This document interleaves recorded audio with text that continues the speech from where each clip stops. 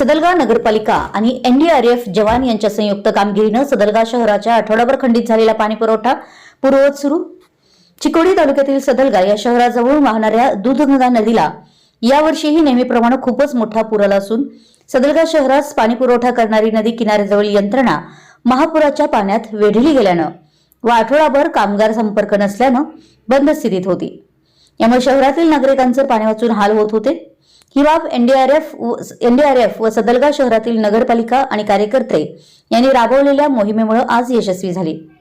या मोहिमेमध्ये सदलगा शहरातील आपत्कालीन परिस्थितीत नेहमी अग्रेसर असणारे सुकुमार उगारे, एनडीआरएफ टीमचे कमांडर बबलू विश्वास आणि त्यांचे सहकारी संतोष व इतर सदलगा नगरपालिकेचे कर्मचारी मोहन कुंभार, सदाशिव नमोजे, समीर मुजवर, बाबू अंबी, रमेश झुंझुरवाडे यांनी अथक प्रयत्न करून महापुराच्या प्रवाहातील पाणीपुरवठा केंद्रात जीवावर उदार होऊन धाडसाने जाऊन तेथील पाणीपुरवठा सुरळीत सुरू केल्याबद्दल सदलगा शहर परिसरातून त्यांचं कौतुक होत आहे। या मोहिमेमध्ये प्रसंगी सदलगा शहराचे माजी नगराध्यक्ष व नगरसेवक बसवराज गुंडकले, प्रकाश हनुरे, रवी गोसावी, मुख्याधिकारी शिवानंद भोसले, आरोग्य अधिकारी पीबी गरदाळ, पत्रकार अण्णासाहेब कदम, नगरपालिकेचे कर्मचारी, एनडीआरएफचे जवान व नागरिक मोठ्या संख्येने उपस्थित होते।